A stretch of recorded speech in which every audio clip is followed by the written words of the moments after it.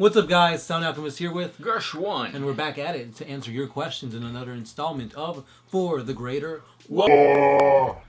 And this time, Gersh will tell you what it is and what it forever will be till the end of time. So this is a video series where we answer the questions left by you. Comment down below, put a question in front of your question, and we'll answer that question no matter what you ask. No matter what. No matter what, we'll answer it. But, that's what Harlequin FA did. He or she asked, what happens to a Space Marine that breaks the law but does not turn traitor? Good question. From what I've heard, sometimes they are sent to the Death Watch.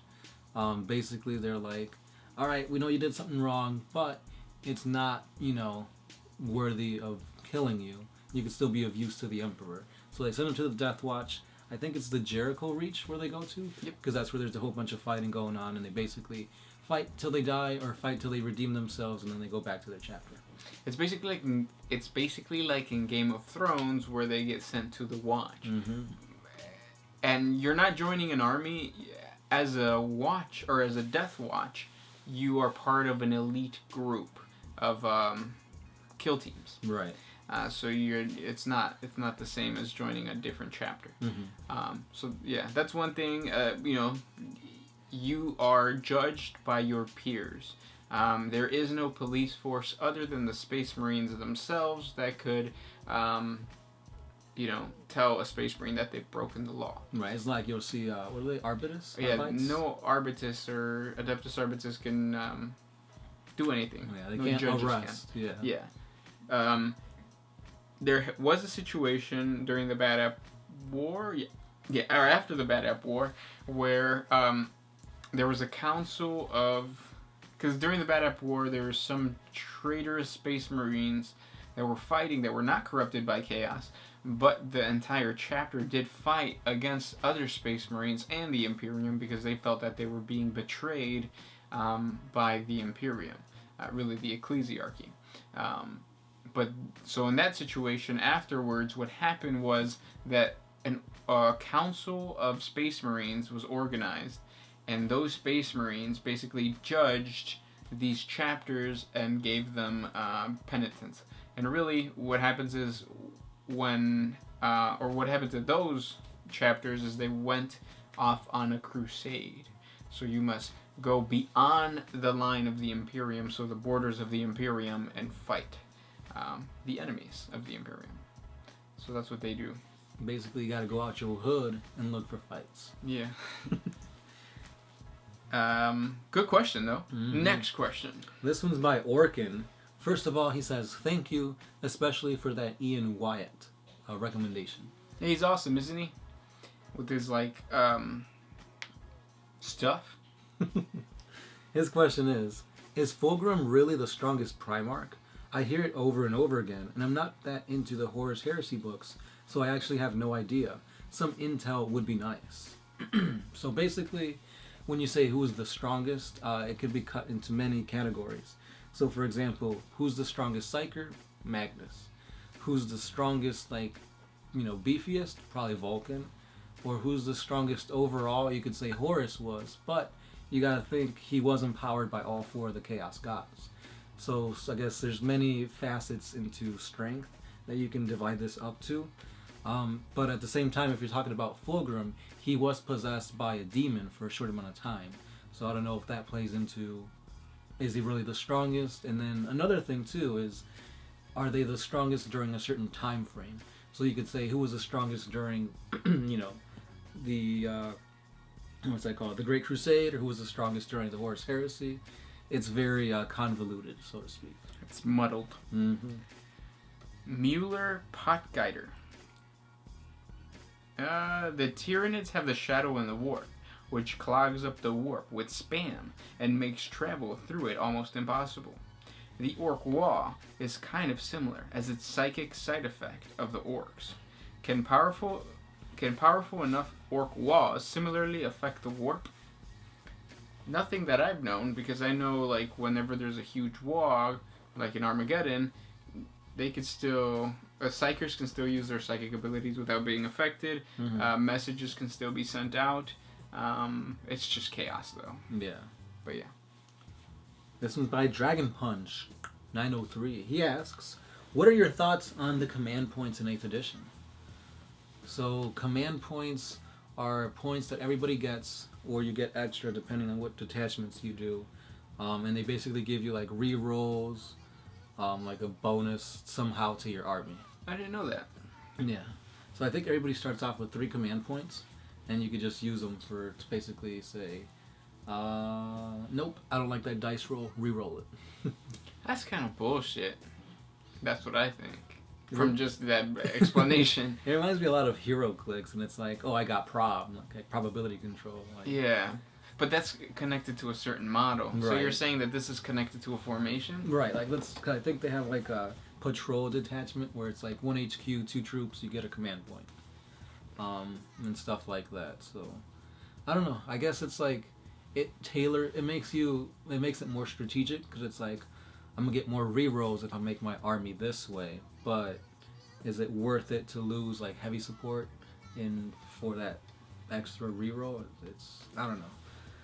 We'll see how it plays out, because it really depends on what the formations look like. Because if GW, I think GW, what they're trying to do is trying to have less models on the battlefield, which makes for quicker games.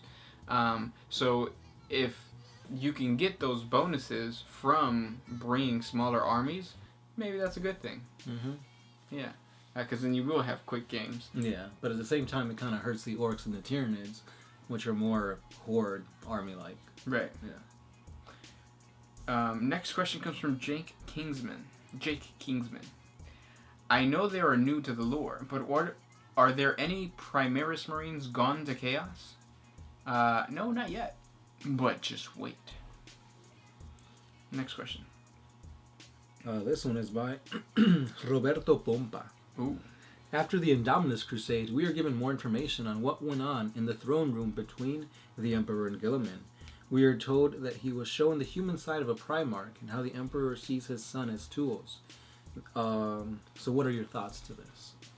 I haven't heard that. Where is that? I don't know. We have to look into it. So basically he's saying that he doesn't see the Primarchs as like his sons and more like tools. I mean, it's not a surprise though, because from the get-go, the Thunder Warriors. Yeah, because that's what happened to the Thunder Warriors. The Thunder Warriors, once they were done with the Unification Wars, the Emperor was like, all right, I don't need these guys anymore because they're too savage. They're not going to fulfill the leadership roles that I want them to fulfill. And he actually killed them. So they are tools that he can get rid of.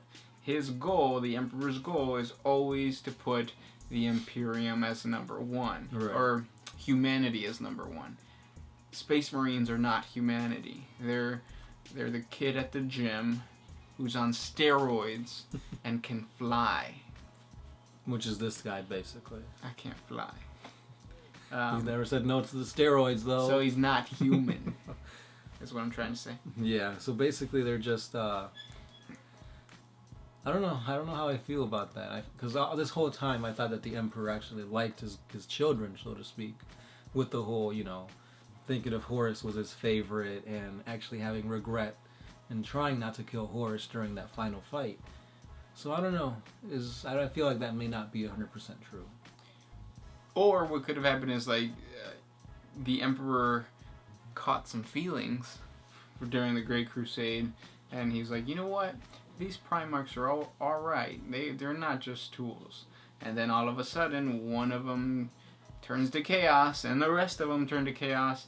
And then he's like, you know what? They are just tools. Fuck these kids. And he didn't realize that until he battled Horus, and he was holding back. And then he was like, wait, why am I holding back? These guys are just tools. Oh, and also it's a good thing, too.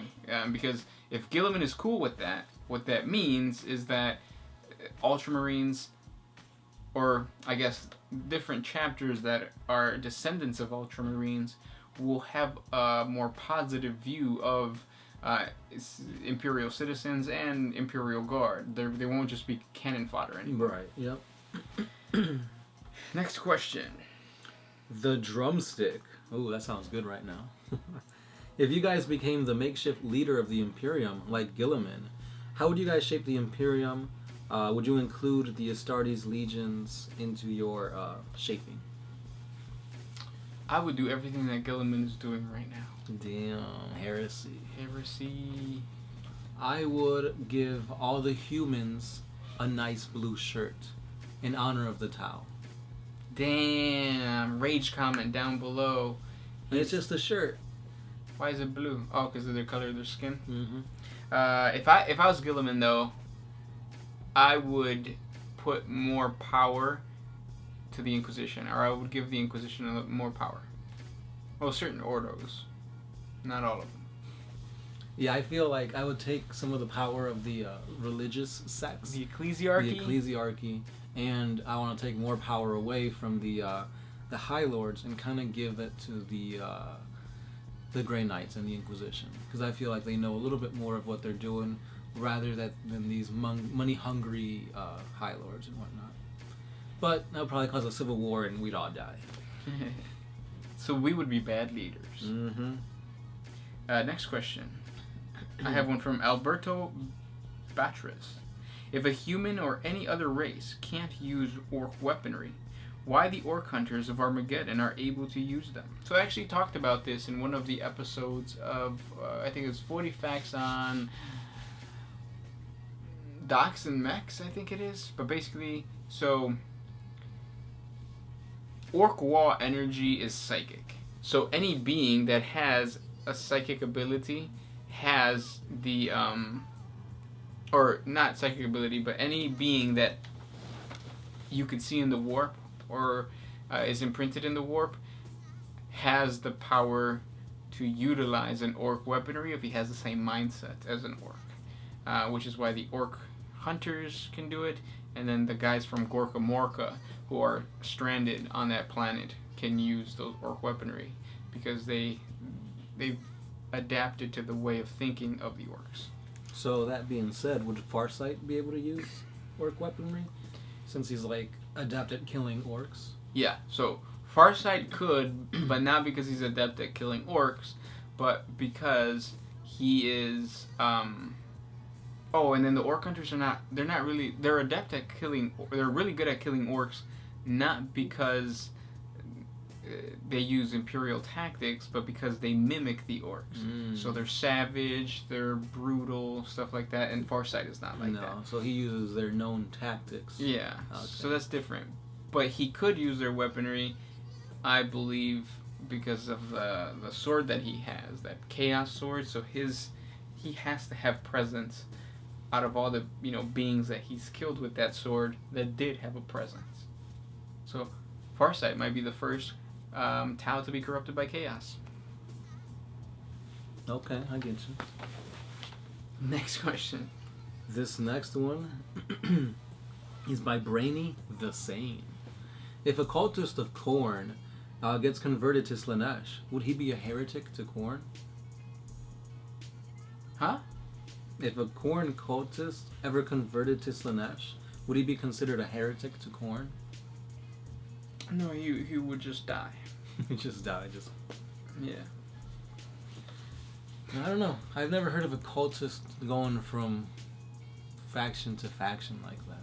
No, they usually don't, because once you've been corrupted by chaos, chaos has a hold of you. Yeah. It's not going to want to let you go for any reason. The only chaos god that I see would say, like, yeah, you can, go about and do some other stuff is Tzeentch followers. Mm-hmm. And it would really just be like some spy shit. Right.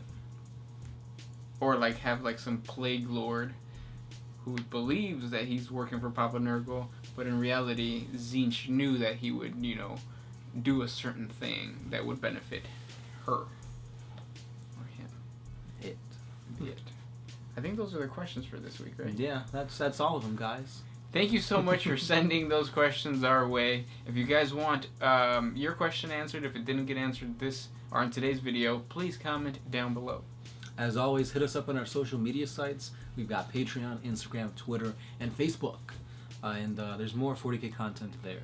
Anyway, we are the Sound Alchemist and Gersh1. One Mind Syndicate is out of here.